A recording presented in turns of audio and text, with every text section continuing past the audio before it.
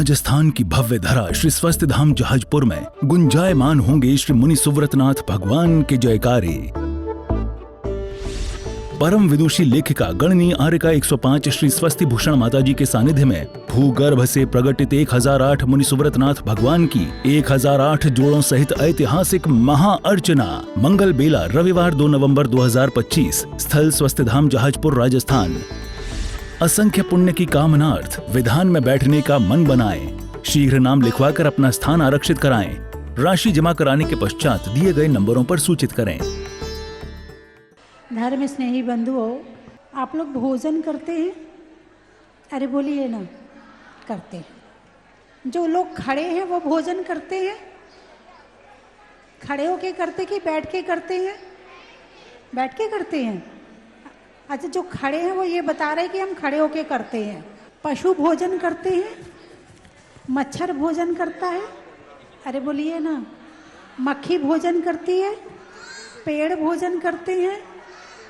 और आप भी भोजन करते हो, तो उनके भोजन करने में और आपके भोजन करने में क्या अंतर है? सबसे बड़ी बात कि वो सीधे मुंह से करते हैं। क्या वो सीधे मुंह से करते हैं और आप हाथ से उठाकर ग्रास बनाकर थोड़ा थोड़ा खाते हो। पहला अंतर। क्यों? क्योंकि उनके पास हाथ नहीं है और आपके पास में हाथ है।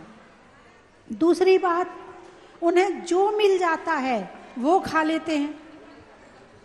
उन्हें जो मिल जाता है वो खा लेते हैं, क्योंकि ऑप्शन ही नहीं उनके पास में। हाथ नहीं है तो बना नहीं सकते तो फिर जो मिलता है वो खाना पड़ता है ना। तो और मनुष्य जो मिल जाता है वो नहीं खाता है, वो बना करके खाता है। पशु जो हैं, क्या खाना क्या नहीं खाना इस बात का ज्ञान उनको नहीं है, लेकिन मनुष्य एक ऐसा प्राणी है कि क्या खाना और क्या नहीं खाना इस बात का ज्ञान है, और उस ज्ञान पूर्वक जो खाता है वो वास्तव में मनुष्य कहलाता है। वरना पशु में और मनुष्य में कोई अंतर नहीं है। पशुओं के पास हाथ नहीं है बनाने के लिए, और मनुष्यों के पास हाथ है मगर बनाना नहीं चाहते हैं। भाई होटल से मंगवा लो, मैगी मंगवा लो, पास्ता मंगवा लो, हम नहीं बना रहे खाना, ऑनलाइन मंगवा लो। हाथ है मगर बना नहीं रहे हैं। इसका मतलब उनके हाथ अगले जन्म में,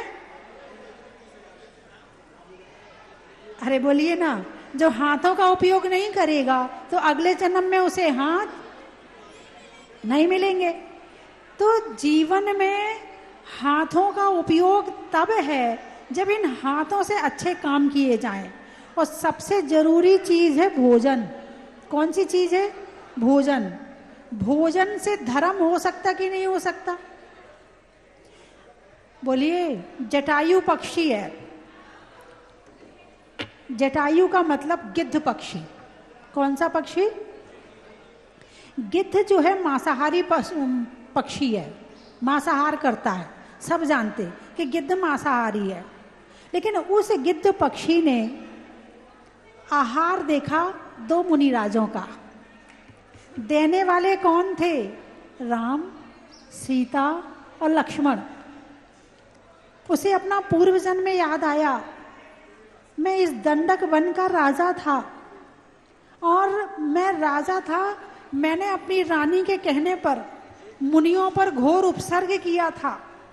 इस कारण से मैं दुर्गतियों में भटकते भटकते आज मैं यहां पर गिद्ध पक्षी बना हूं। सामने मुनिराज के दर्शन हो रहे हैं।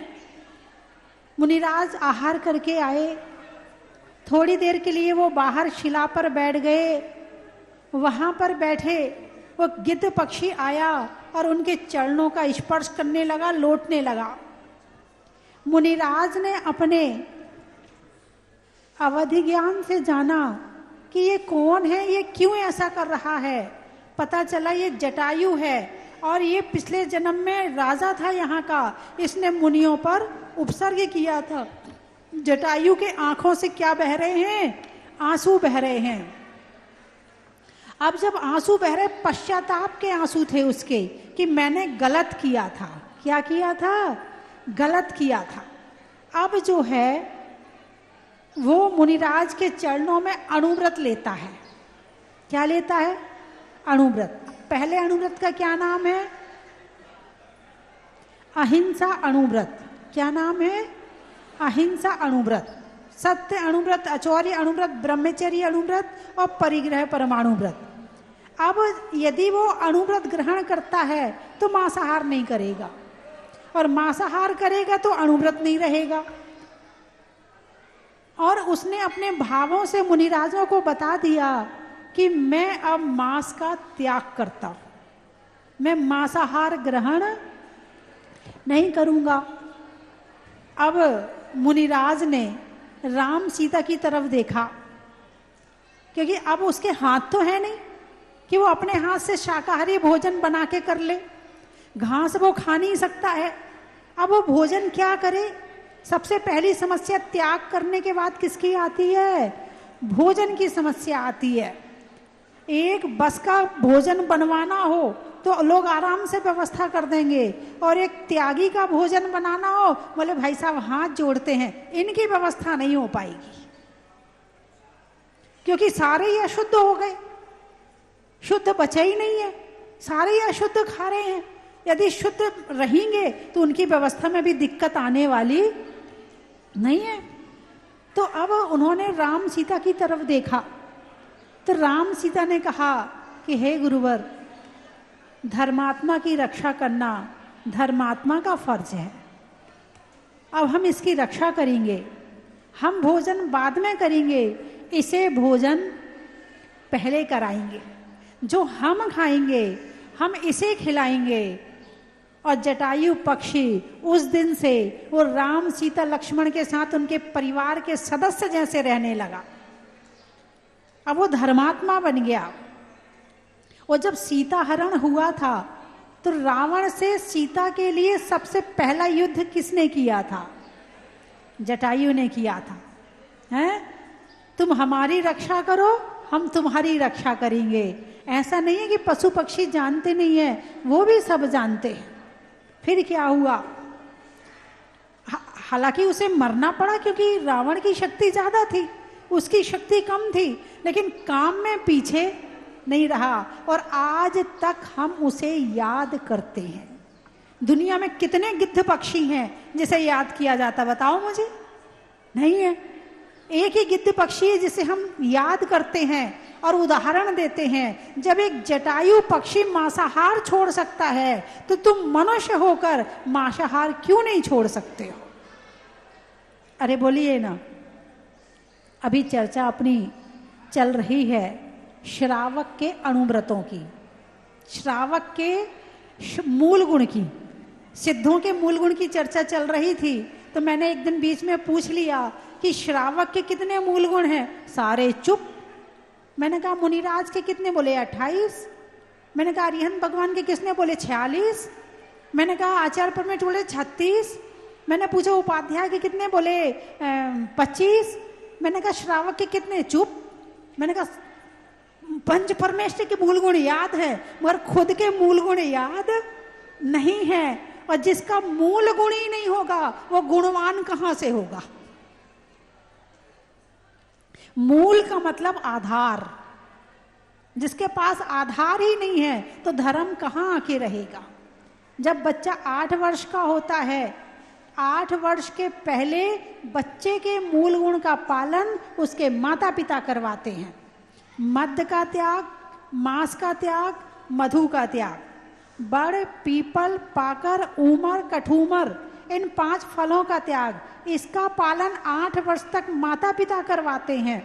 और जब 8 वर्ष का बच्चा होता है तो फिर उसे मंदिर में ले जाकर उसको संकल्प दिलवाते हैं, बेटा आज से तू श्रावक बन गया है, आज से तेरे मद्य, मांस, मधु का त्याग है। तो आप लोगों ने त्याग लिया कि नहीं लिया आज तक? गुजरात वाले, महाराष्ट्र वाले, राजस्थान वाले और मध्य प्रदेश वाले, आज यहाँ के लोग सबसे ज़्यादा आए हैं। आज तो पूरे परिसर में गाड़ियाँ गाड़ियाँ नजर आ रही हैं, जहाँ देखो वहाँ गाड़ी खड़ी, जहाँ देखो वहाँ गाड़ी खड़ी है। ऐसा लग रहा कि सारा राजस्थान आ गया कि सारा गुजरात आ गया है। तो आप लोगों का मूल गुण है कि नहीं है?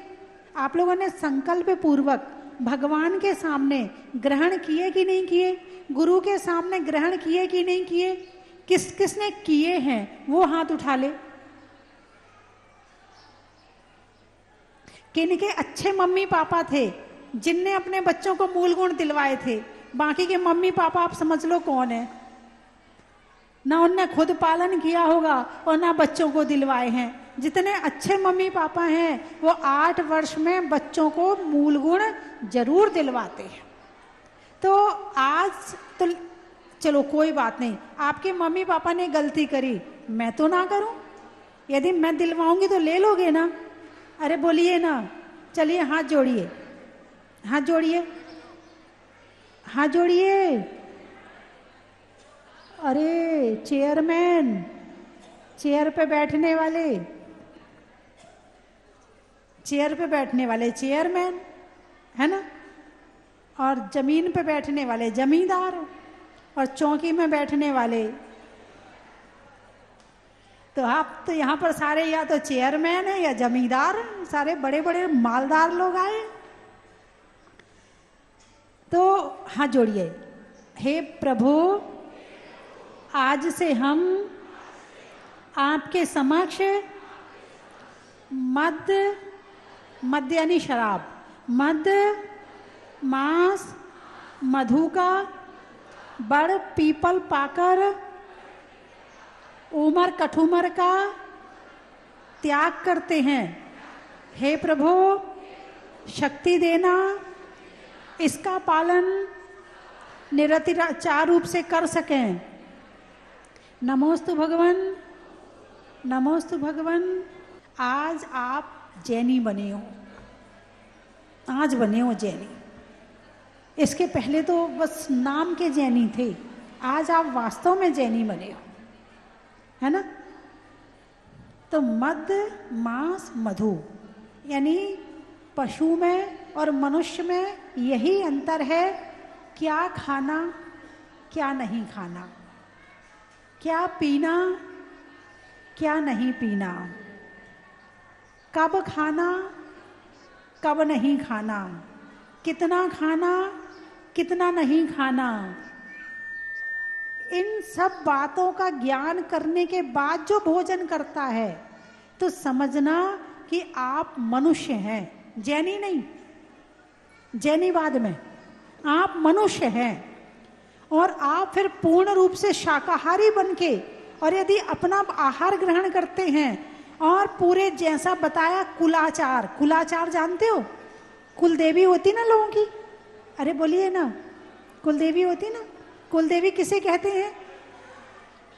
जिनके कुल में उनकी आराधना होती आ रही है, उनके पिताजी करते थे, उनके दादाजी करते थे, उनके दादाजी करते थे, वो कुल देवी होती है। फिर दूसरा होता है कुलाचार।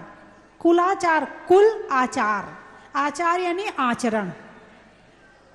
तुम्हारे कुल में कैसा आचरण होता है, तुम्हारे कुल में जैसा आचरण होता है वैसा आचरण करना, ये कुलाचार कहलाता है। कुलाचार में क्या आता है? रात में नहीं खाना, बिना छाना पानी नहीं पीना, रोज मंदिर जाना, आहार दान देना, भगवान की पूजा करना, ये क्या है? अरे बोलिए ना, कुलाचार, कुल परंपरा। जिसके कुल में ये सारे काम होते आ रहे हैं उसको कुलाचार बोलते हैं। भाई कुलाचार में शादी भी होती है। शादी कैसे होती है?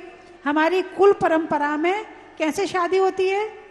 भाई जैनी की जैनी में होती है, खंडेलवाल की खंडेलवाल में होती है, अग्रवाल की अग्रवाल में होती है, पोरवाल की पोरवाल में होती है, पल्लीवाल की पल्लीवाल में होती है, जैसवाल की जैसवाल में होती है, परवार की परवार में होती। ये भी एक कुलाचार है। अब आपके मन में प्रश्न हुआ क्या होता है इससे? ये सब पुराने विचार वाले हैं। अरे बोलिए ना, ऐसा मन में प्रश्न आ सकता कि नहीं आ सकता? ये सब पुरानी बातें हैं, पहले के समय में होती थी। पहले के समय में नहीं, बहुत बड़ा वैज्ञानिकरण है इसका, बहुत बड़ा वैज्ञानिक आधार है इसका। सरकार ने तो पता नहीं क्या कर रखा है कि आप लोगों को और 5 लाख देंगे, ST SC से शादी करोगे तो इतने मिलेंगे, और इसको बढ़ावा दे रहे हैं। जबकि आप मुझे ये बताओ, यदि आम का बीज बोओगे तो क्या उगेगा? आम। अब आम का बीज जिस क्षेत्र में होता है उसमें बोओगे तो उगेगा, दूसरे क्षेत्र में बोओगे तो? बासमती चावल सब जगह होता है क्या? अरे बोलिए ना, कहाँ होता? उसके अनुसार भूमि, उसका बीज, उसके अनुसार उसकी देखरेख, वो सारी चीज चाहिए पड़ती है। ऐसे ही जैसी खेती होती है वैसी फसल आती है, ऐसे ही जैसी शादी होती है वैसी फसल आती है। फसल समझ गए क्या बच्चे? ये भी फसल ही है, प्रकृति है। एक इंद्री से पंचेंद्री तक के जीव हैं। जो काम एक इंद्री में हो रहा है वो ही पंचेंद्री में हो रहा है। तो अपनी क्वालिटी बनाए रखने के लिए और आने वाली परंपरा की क्वालिटी बनाए रखने के लिए ये जरूरी है कि जैसा बीज है वैसी भूमि मिले, और वैसी भूमि नहीं होगी तो फिर कहीं ना कहीं, वो कहते ना एंग्लो इंडियन, सुना आपने? अरे बोलिए ना, एंग्लो इंडियन किसको कहते हैं? इंग्लैंड का व्यक्ति या लड़का या लड़की और इंडियन का, भारत का लड़का या लड़की जब शादी करते हैं तो एंग्लो इंडियन हो जाते हैं, पर उनसे जो संतान होती है वो अलग तरह की होती है। अरे बोलिए ना, शादी मात्र शारीरिक सुख के लिए नहीं करते हैं। आज सुन लो कान खोल के, मात्र शारीरिक सुख के लिए शादी नहीं होती है। शादी होती है कुल परंपरा को बढ़ाने के लिए, शादी होती है धर्म की परंपरा को बढ़ाने के लिए, शादी होती है अपने वंश को बढ़ाने के लिए। और तुम्हारा वंश ही नहीं अच्छा रहेगा तो फिर वंश किस काम का? वही अच्छा पैदा नहीं हुआ तो फिर किस काम का? इसीलिए भोजन, भजन, शादी, ये सब कुलाचार है। क्या है ये? कुलाचार है। आजकल के बच्चे इस बात को मानते नहीं है। अरे कुछ नहीं होता, क्या होता है जैनी होने से, क्या होता है ये होने से? अरे माता जी वो बहुत अच्छा, मुझे समझाते। ये बच्चे आकर जिनसे जिनकी वो लग जाती है, फिर वो उनके मम्मी पापा बाई चांस मेरे पास ले आए, बाई चांस, वैसे तो वो आते नहीं है, और बाई चांस ले आए तो वो बच्चे मुझे समझाते, माता जी बहुत अच्छा है। हाँ, मैंने कहा मुझे पता है बहन, दुनिया देखी है मैंने, बहुत घाट घाट का पानी पिया है, कितने सुखी हैं और कितने दुखी हैं। पहले तो कहते हम इसके बिना जी नहीं सकते, फिर कहते हम इसके साथ नहीं जी सकते, पहले कहते हम इसके साथ, इसके बिना रह नहीं सकते, और फिर कहते हम इसके साथ रह नहीं सकते। वो बोले पहले इसके बिना हम मर जाएंगे और अब हम इसके साथ रहेंगे। ये है आजकल का प्यार। पहले तो माँ बाप जिसको पसंद कर देते थे वो लड़की सारी जिंदगी टिक जाती थी, और अब वो दोनों एक दूसरे को पसंद करते हैं और कोई नहीं टिकता है। साल भर बाद शुरू हो जाते हैं, और जो शुरू होते हैं एक तो बोले माता जी हम लोग कुत्ता बिल्ली की तरह लड़ते हैं, क्योंकि पसंद किया था ना, शर्तों पे शादी हुई थी, तुम मुझे घुमाने ले जाओगे, तुम मुझे ये करोगे, तुम मेरे लिए ऐसा करोगे, शर्तों पे शादी करी थी ना, अब भुगतो।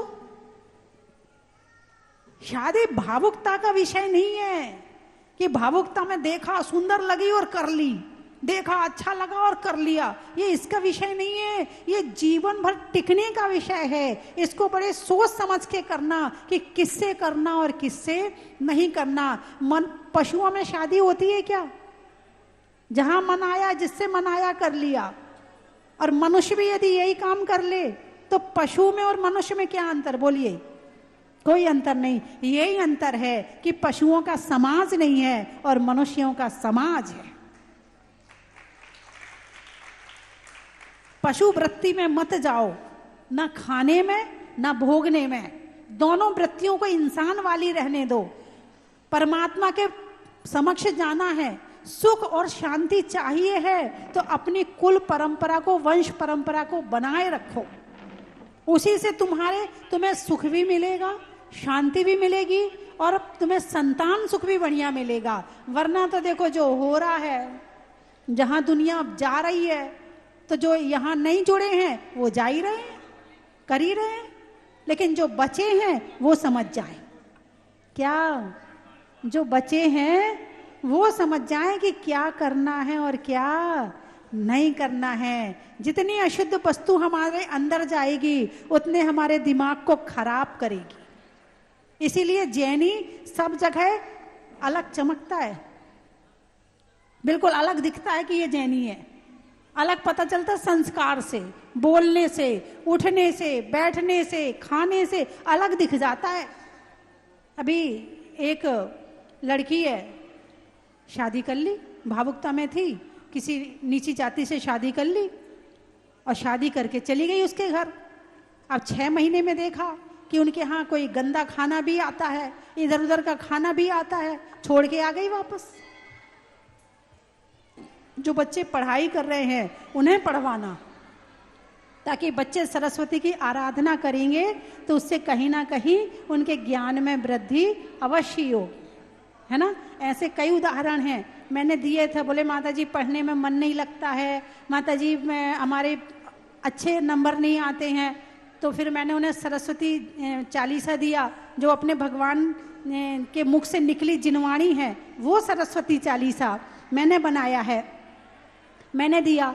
5 साल बाद आई, बोले माता जी उसके बाद से इतने अच्छे नंबर आए और इतना अच्छा अंक आ रहे हैं कि सबको पीछे छोड़ दिया मैंने।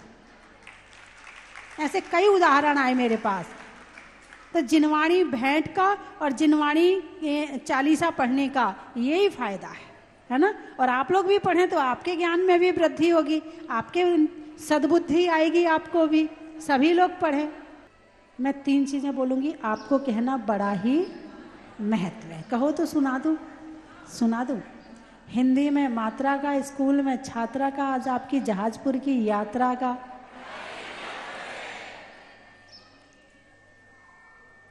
पूछने में हाल का, गर्मी में रुमाल का और आने वालों में भोपाल का। खेत में खाद का, भोजन में सलाद का और आने वालों में अहमदाबाद का।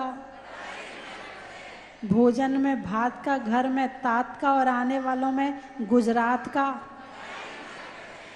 रहने के लिए भारत राष्ट्र का, महाभारत में धृतराष्ट्र का और आने वालों में महाराष्ट्र का।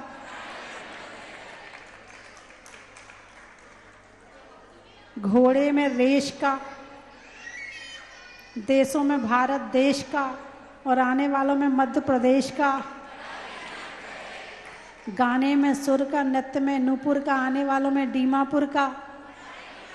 ट्रेन में टीटी का, घर में बेटी का, आने वालों में गुवाहाटी का।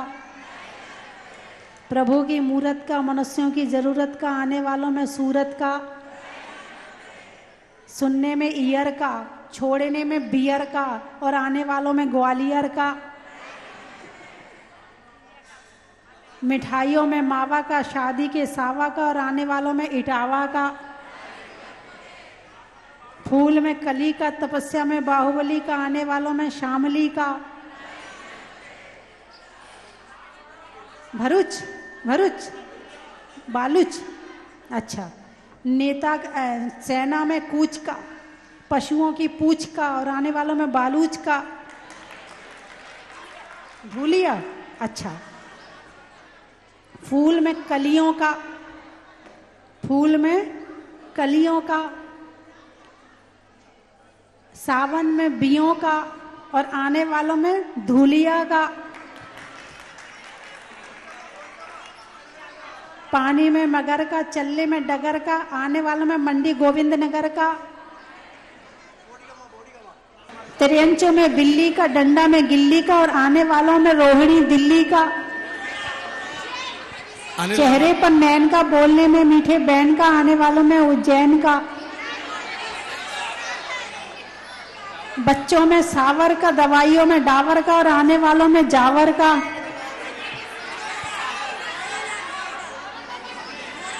नरोदा, अच्छा। घर में दादा का, करने में वादा का, आने वालों में नरोदा का। खेत में खाद का, भोजन में सलाद का, आने वालों में गाजियाबाद का। वृक्षों में बड़ का, बड़ की जड़ का, आने वालों में प्रतापगढ़ का। जीवन में जरा का, रहने में धरा का, आने वालों में आगरा का। जंगल में नाक का, जीवन में त्याग का और आने वालों में करोल बाग का। उत्तर प्रदेश, सिर में केस का, बनाने में अच्छे बेस का और आने वालों में उत्तर प्रदेश का।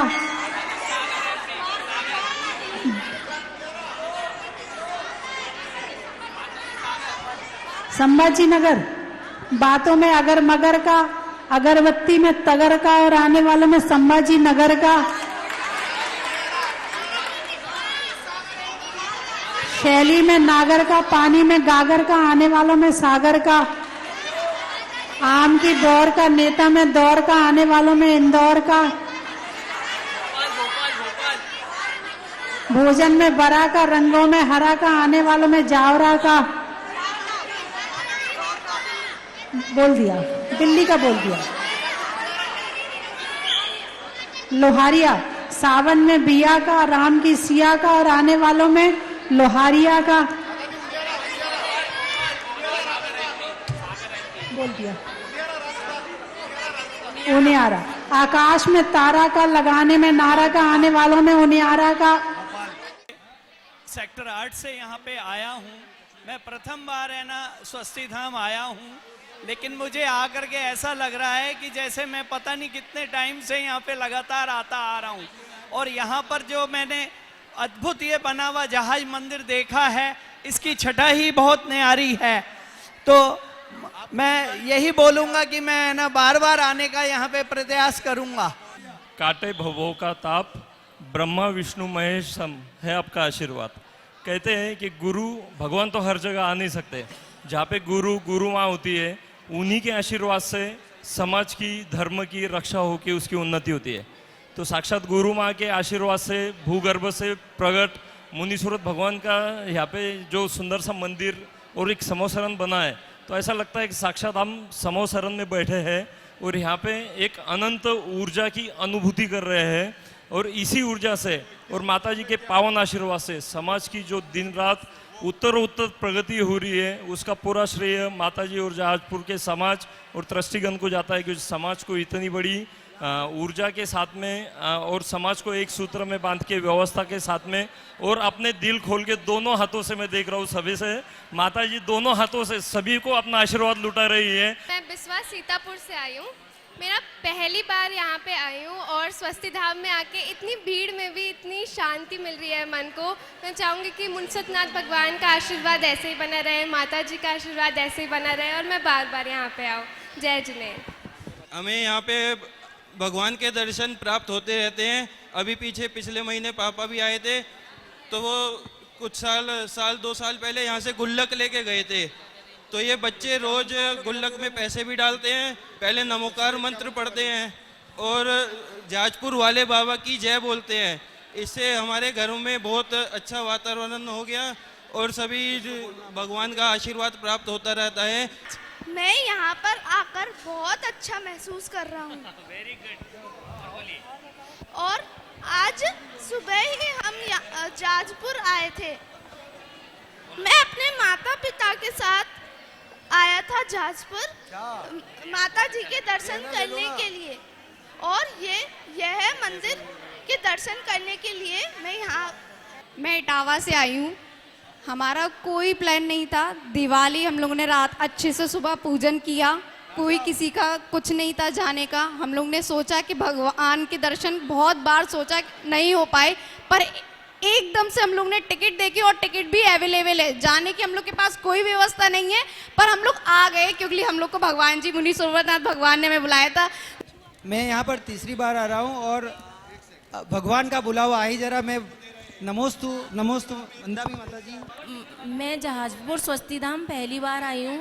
कितनी बार सोचा आने के लिए, आपके दर्शन करने के लिए, भगवान के दर्शन करने के लिए, मगर यहाँ आके बहुत अच्छा लगा। मेरे पापा जी की बहुत इच्छा थी यहाँ आने की और हम उन्हें लेकर आए। अपना से आई हूँ, मेरा बहुत अच्छा दिन निकला आज। मेरे बिल्कुल आने की थी। मेरे बड़े वाला बेटा अहमदाबाद रहता है, वो उसकी बहुत इच्छा थी, वो पहली बार आया यहाँ दर्शन करने के लिए और मेरे को बिल्कुल आने के दूसरी तरफ जाने का था, पर एकदम यहाँ का प्लान बना और मैं जहाजपुर में आ गई। बहुत अच्छा लगा, बहुत अच्छा लगा। मैं यहाँ पर सेकंड बार आ रहा हूँ माता जी, और फर्स्ट बार जैसे आया था इसके बाद लगा था कि चलो दूसरी बार जाते हैं। दूसरी बार जैसे ही हमारा मानस चल रहा था कि पहले पद्म प्रभु जी, लेकिन ऐसा आशीर्वाद और ऐसा बाबा का बुलावा आता है कि हमारा रास्ता पद्मपुरा और जयपुर और सेकंड चक्कर पहले जहाजपुर जाकर फिर हम पद्मपुरा की ओर जा रहे हैं।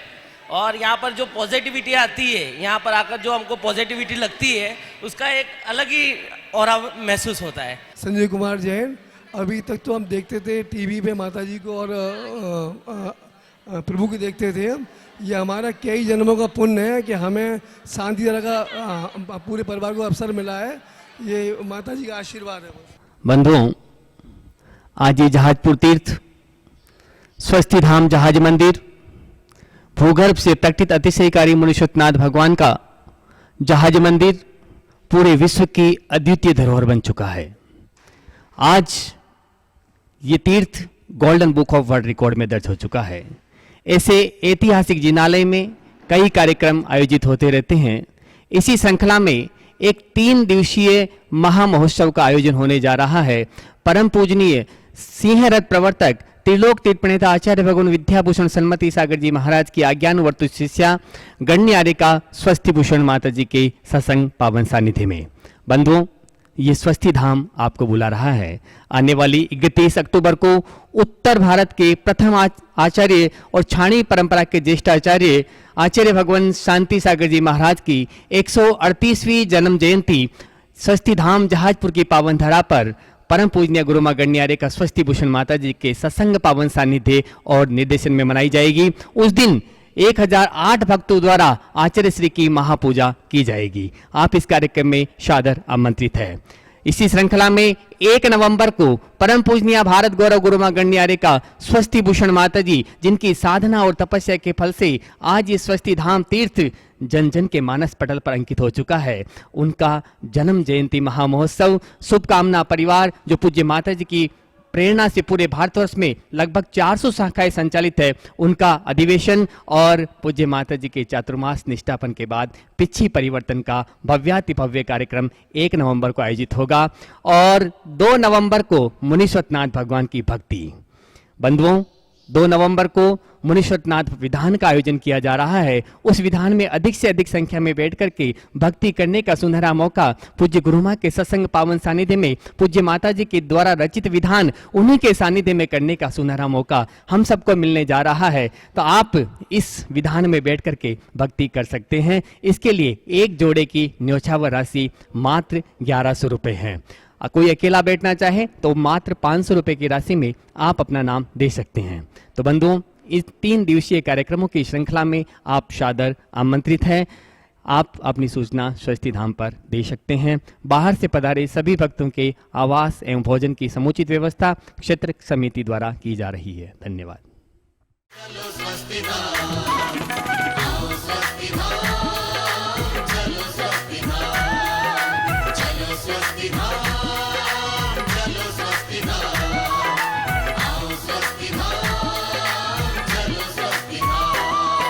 स्वस्ति धाम मुझे जाना है, मन में है ये धारणा। स्वस्ति धाम मुझे जाना है, मन में है ये धारणा। 20वें तीर्थंकर की मूरत हो, 20वें तीर्थंकर की मूरत को मन भर के निहारना। चलो स्वस्ति धाम, चलो स्वस्ति धाम, आओ स्वस्ति धाम, चलो स्वस्ति धाम, चलो स्वस्ति धाम, चलो स्वस्ति धाम, आओ स्वस्ति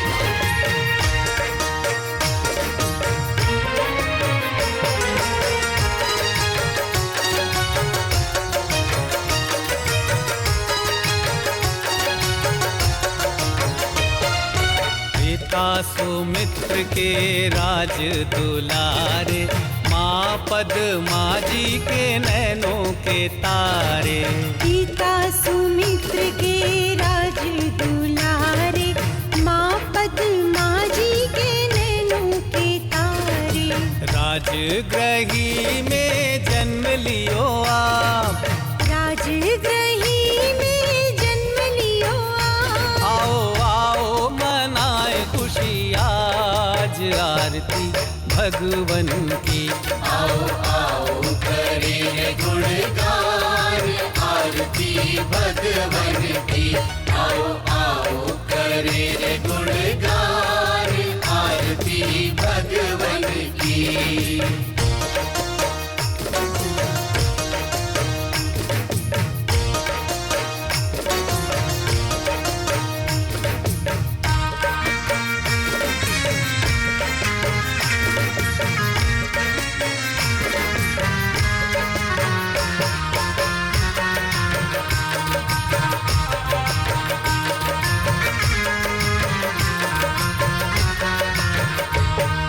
घी कपूर बाती से ज्योति को जला के, प्रभुवर के चरणों में शीश को नवा के। घी कपूर बाती से ज्योति को जला के, प्रभुवर के चरणों में शीश को नवा के। प्रभुवर की आरती में झूम झूम के, प्रभुवर की आरती में झूम झूम के।